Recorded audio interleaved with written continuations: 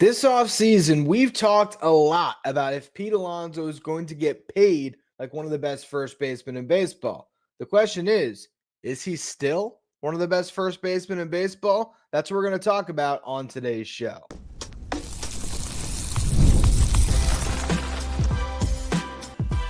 You are Locked On Mets, your daily New York Mets podcast. Part of the Locked On Podcast Network, your team every day.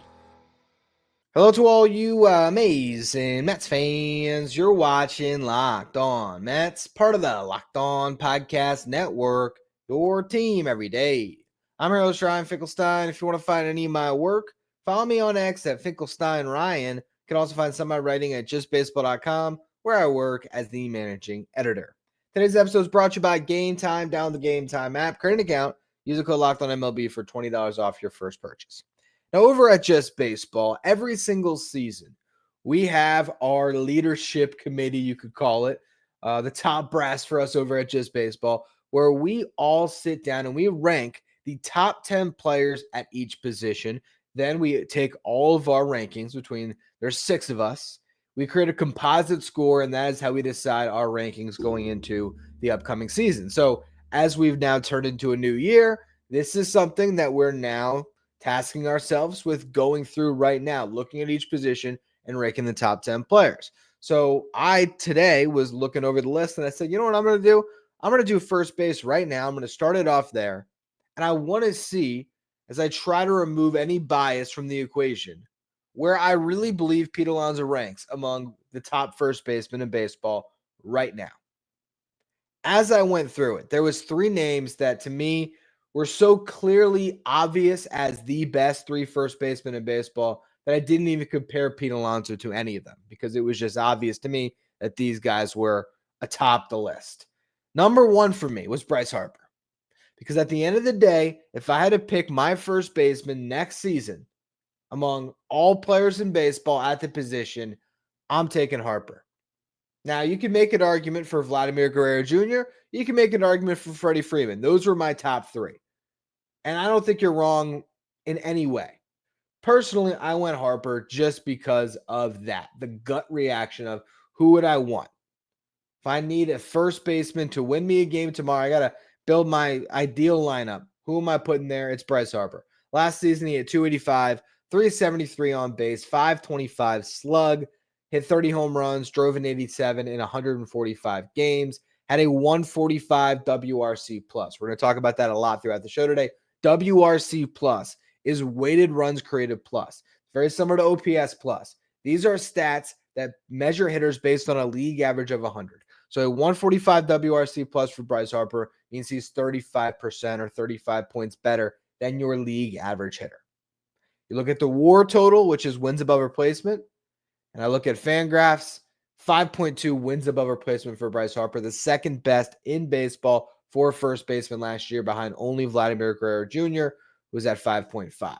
Look at the defensive side of things. Bryce Harper was worth 5 defensive runs saved, 7 outs above average. So in his first full year playing the position, Bryce Harper became a plus defensive first baseman.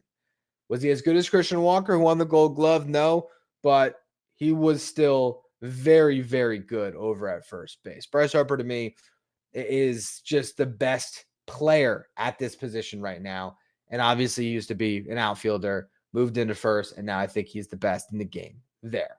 But if you wanted to say Vladimir Guerrero Jr., I wouldn't be mad at you, because Vladimir Guerrero Jr. arguably had the best season of any first baseman last year.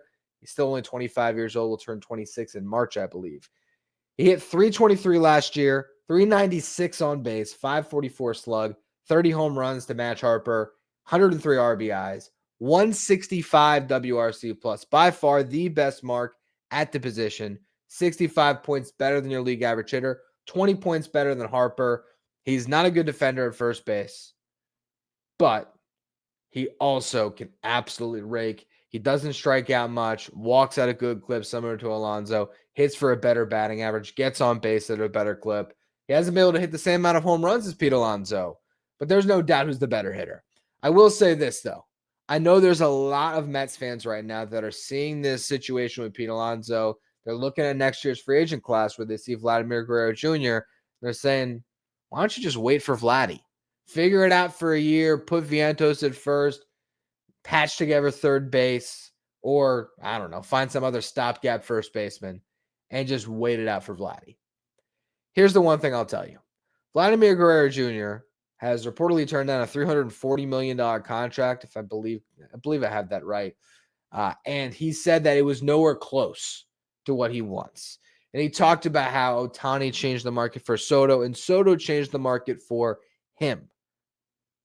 If this guy thinks he's going to get over $500 million, I don't think the Mets should be investing that much in a first baseman. I just don't see it. Especially one that's been a little bit inconsistent throughout its career. And also over the past 3 seasons, Vladimir Guerrero Jr. has 88 home runs, 294 RBIs. Pete Alonso has 120 home runs, 337 RBIs. So it's pretty crazy. Everyone's clamoring for Vladdy, and I get it. He's coming off hitting 323, getting on base at a nearly 400 clip. He is a better hitter. But if you're looking at the power production, Pete Alonso has him by a pretty sizable gap over the last 3 seasons. So I think if you're going to pay 4, 5, maybe who knows, 6 times as much with the way these free agent contracts can go for guys that are, nowhere near 30 when they hit the market, I don't think that Vlad is going to be worth the difference of what he's going to get paid compared to Pete Alonso. But there's also no doubt at all who's the better first baseman right now. Then the third one is Freddie Freeman. And I think that one's self-explanatory. Freddie's been the best first baseman in baseball for a decade. And you could say he's still the best first baseman. I would take Harper or Vladdy over him, but I would not be mad if he just said status quo. There's no one as consistent as Freddie Freeman is. So those were the top 3. The fourth one, to me, is where it got a little bit more difficult. Ultimately, I think Matt Olson is still clearly a better first baseman than Pete Alonso. Defensively, there's no doubt about it. You look at the offensive stats, you can make an argument, or you can at least say they're in the same neighborhood. This past year, very identical seasons, actually. Olson hit 247, 333 on base, 457 slug. Alonso, 240, 329, 459. OPS was 2 points off. They both played 162 games. Pete hit 34 homers. Olson hit 29. Olson drove in 10 more runs than Pete Alonso. Look at 2023, though. Matt Olson was an MVP finalist. He hit 54 homers. He drove in 139. He edged Pete Alonso in WRC plus by 40 points. Over the past 3 years, Pete Alonso has the edge on Matt Olson in home runs by 3. He's got 120 to Olson's 117. Olson has him in RBIs by 3, 340 to 337. But you look at the OPS difference. Matt Olson, over the last 3 seasons, has an 862 OPS. Pete Alonso, 826 OPS. So to me, right now, there are 4 first basemen in baseball that are clearly better than Pete Alonso. 3 head and shoulders, 1 where it's a closer discussion, but you still have to give Olson the edge. Those just happen to be the 4 highest paid first basemen in baseball, too. So now the question is, as we look at what comes next, is Alonso number 5, or do I have him even lower on the list? And is he closer to numbers 5 through 9? Is that the tier that he's in more than the top tier that he's trying to get paid with? We're going to talk about that in just a minute. First, though, quick word from our sponsors. Today's episode is brought to you by Game Time. Game Time is the fast and easy way to buy tickets for all the sports, music, comedy, and theater events near you. And their Game Time Picks feature is going to make it easier to get tickets to your favorite live events, because with Game Time Picks, you can filter out the fluff and see only incredible deals on great seats, so you don't have to waste your time searching through thousands of tickets. When you download the Game Time app, you can create an account, use the code LOCKEDONMLB. You're going to get $20 off your first purchase. Terms apply. Again, create an account, redeem the code LOCKEDONMLB for $20 off. Download Game Time today. What time is it? It's game time. Stay up to date with all the latest in the world of sports when you check out Locked On Sports Today, streaming 24/7 on YouTube. If you're watching on YouTube, do me a favor, hit that subscribe button. Our next goal is to get to 12,000 subscribers. We're getting closer and closer. I appreciate all of you who subscribe. All right, so now as we go through my rankings, again, number 1, I had Bryce Harper as the best first baseman in baseball. Number 2, I had Vladdy. Number 3, Freddie Freeman. Number 4, Matt Olson.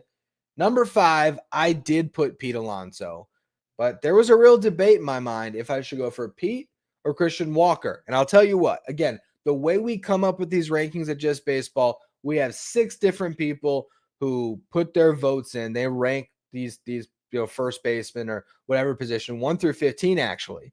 And then we use those rankings to create a composite median score of everybody's rankings. And that is how we determine 1 through 10 at each position. My money would be on Pete Alonso being outside of the top 5 for just baseball when the article eventually gets written. Because I think I'll probably be the high man on Pete Alonso. I don't think anyone will put him higher than 5. And I think there's a lot of people on our staff that are going to put Christian Walker ahead of him. Because Christian Walker arguably had a better season. This past year, his OPS was 15 points better. He is an elite defensive first baseman where Pete Alonso is not. He hit 26 home runs, but played in 32 less games than Pete. And in the first half, when Christian Walker was completely healthy, he had 22 home runs to Pete Alonso's 19. He had driven in more runs, had a better slash line across the board. He was a better player by far in the first half. If you go back to when we were talking about the All-Star game, I openly said that Christian Walker was having a better season and should have been an All-Star over Pete Alonso. So this past year, again, you can make the case that Christian Walker was better. Over the last 3 years, though, Pete Alonso has been a better offensive player. Christian Walker, a 250 average, Pete Alonso, 243 over the last 3 seasons. Their on-base percentage is pretty much identical. Walker, 332, Alonso, 333. But Pete has the edge in slug, 493 to 481. Look at the OPS difference. Pete Alonso, 826 to Christian Walker, 813. Look at weighted runs created plus. Christian Walker, 120. Pete Alonso, 128. Look at home runs. Christian Walker, only 95 compared to Pete Alonso, has hit 120 over the last 3 years, and then runs batted in. Pete Alonso has about a 50 RBI lead. Christian Walker at 281. Pete was 337? 337. So, with all that said, why Pete over Christian Walker? Because again, this past year, they were nearly playing each other to a heat offensively, and Walker is clearly the better defender. To me, it's the postseason for Pete Alonso that puts him over the edge. He had a great October. When it mattered most, I feel like Pete Alonso showed who he really is. And that is a hitter that is feared when he's in the batter's box. He put up a 999 OPS. He hit 273 with 4 home runs, 10 RBIs in 13 games, got on base at a 431 clip, walked at a 20% rate. It's a 13-game sample. But when you had the best pitchers on the mound in the most important games, I think Pete Alonso was feared in a way that Christian Walker would not be. Walker did not play in the playoffs this past year, but he did in 2023 when the Diamondbacks went to the World Series. And in 17 games, Christian Walker hit 217 with 1 home run. I think if you had 10 general managers or even 10 managers in Major League Baseball, and they had a choice on who they would start in a playoff game tomorrow, Pete Alonso or Christian Walker, I think they would choose Pete Alonso. Because he's done it in the big moments, and he is a bat that can change a game. Not that Christian Walker can't, but I personally believe that Pete Alonso is still the hitter that opposing pitchers fear and the guy that can really make another team pay. So I have Pete over Christian Walker, but it's not by much. It's really not. Pete Alonso is much closer to Christian Walker than he is to Matt Olson, and certainly than the top 3 guys that we had ranked there in Bryce Harper and Vladimir Guerrero Jr. and Freddie Freeman. Christian Walker just got paid 3 years, $60 million. I think that set a pretty fair market value for Pete. Granted, Pete Alonso is 4 years younger. Christian Walker got a 3-year deal.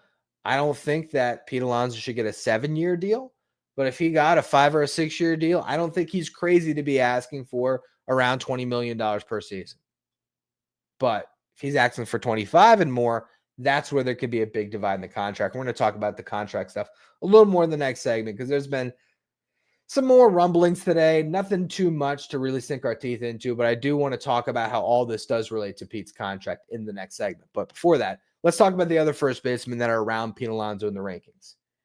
Now, let me see if I can actually pull my rankings up because I just made them in preparation for the show, and I'll be honest, I don't entirely remember exactly where I went on all of them. I think I do. I'm pretty sure I went after Christian Walker, Wilson Contreras, and then Josh Naylor, and then Yandy Diaz. But let me confirm that that's where I went. So let's see. Ranked number 7, I did have Wilson Contreras. Josh Naylor, number 8. Number 9, Yandy Diaz. Now, Wilson Contreras is interesting because he's been a catcher up until this upcoming season, but they have announced, the Cardinals, that they are planning on having Wilson Contreras be a full-time first baseman and DH for this upcoming season. I think this is great for the Cardinals because they're going to get a lot more out of Wilson Contreras' bat, and that's where he really has his value. The last time he played 130 or more games was 2018. He played 138. That was the most he's ever played in his career. That was back with the Cubs. He has not played even 130 games since then.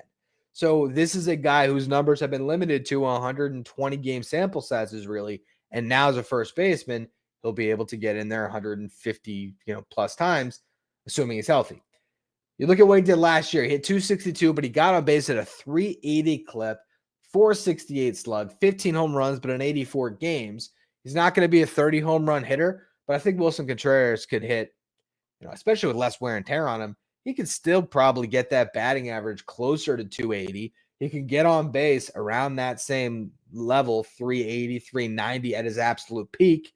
Slug might be there, might be around 470, but regardless, you're talking about a player that's going to be extremely productive. Not sure I was going to play first base, but Pete Alonso obviously is not a great defensive first baseman.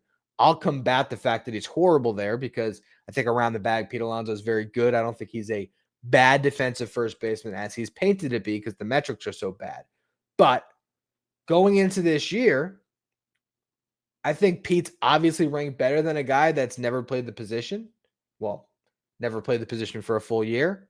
But I wouldn't be surprised at all if Wilson Contreras finished this season as a better first baseman than Pete Alonso overall. Because I would say he's probably a better all-around hitter. Pete Alonso has more power, but Wilson Contreras' ability to get on base at a high clip and hit for a higher average, I think there's a world where he is a better hitter. Granted, if you go back to the fear factor, I still think Pete has him on that note, but it's close. Josh Naylor is the other guy that I had ranked around this same area where I was kind of debating between all these different players. Josh Naylor hit 31 home runs last year. He drove in 108.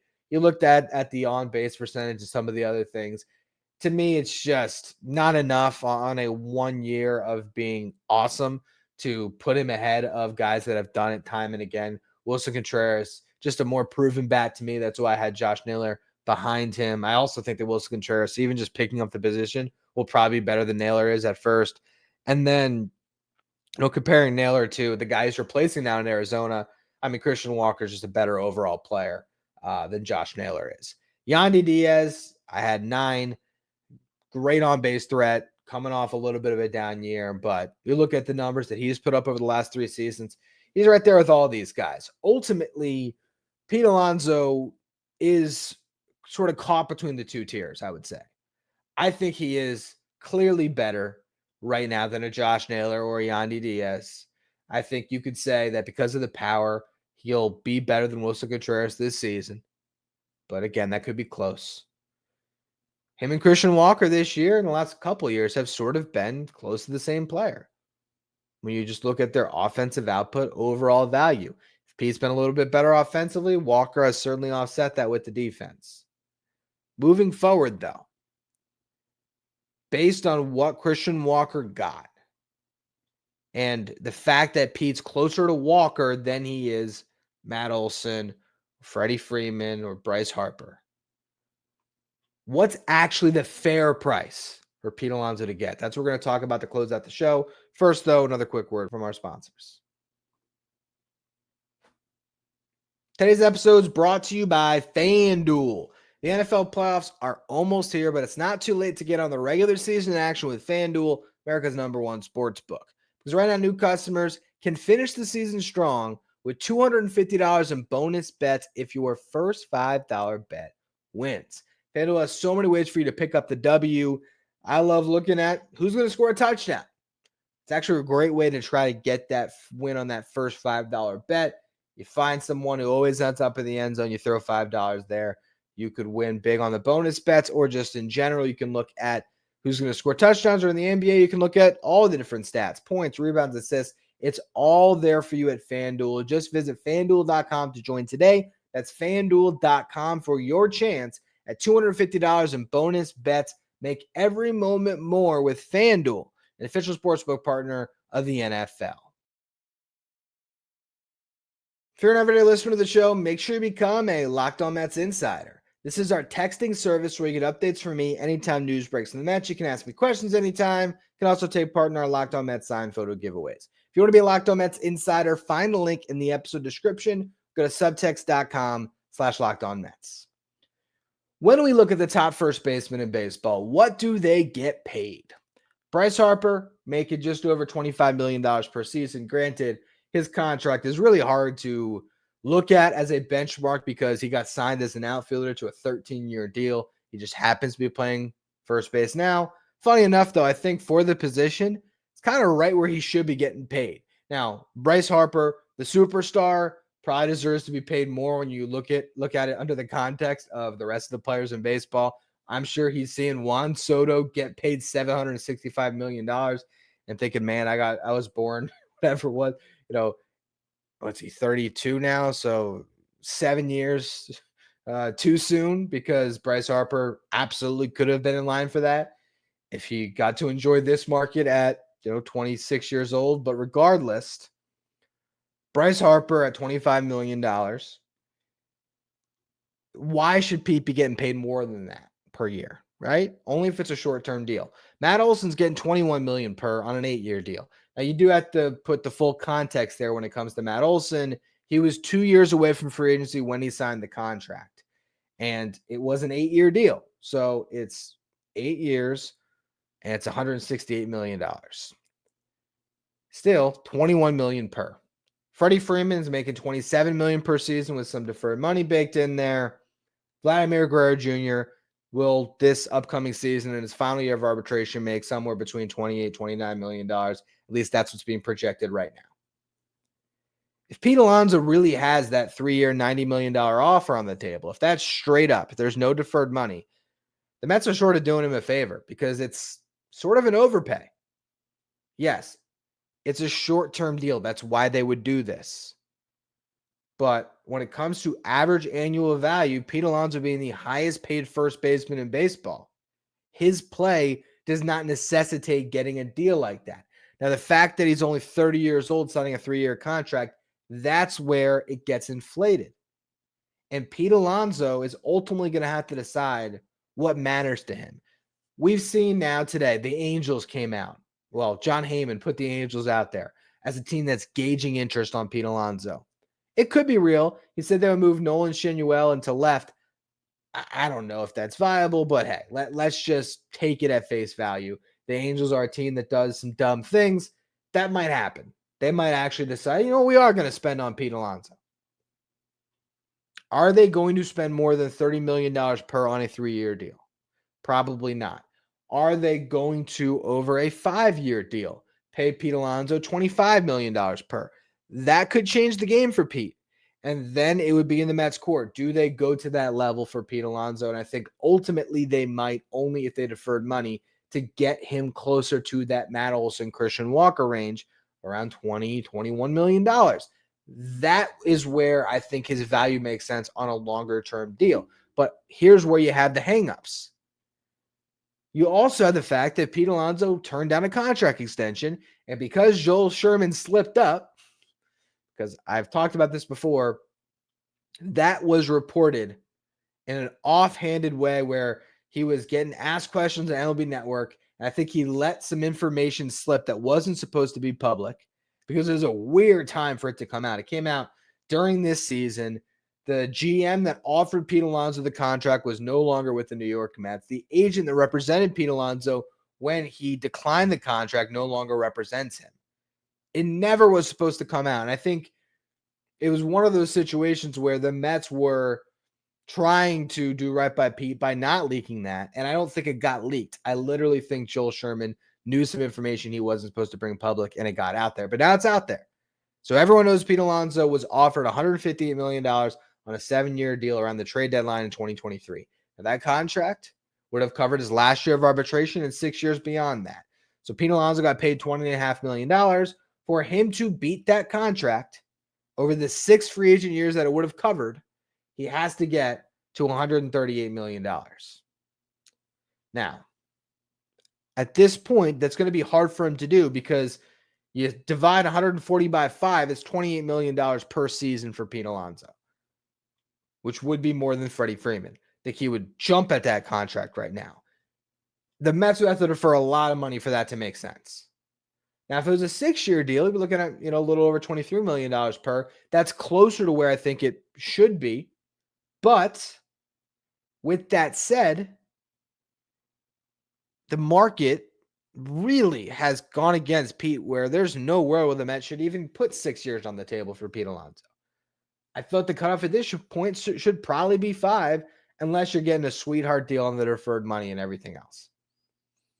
I actually predicted 6 for 140, funny enough, when it came to just baseball's predictions going into the offseason. That's where I had Pete. But now I just don't think he's going to get there. So then you go back to the offer on the table, 3 years, $90 million.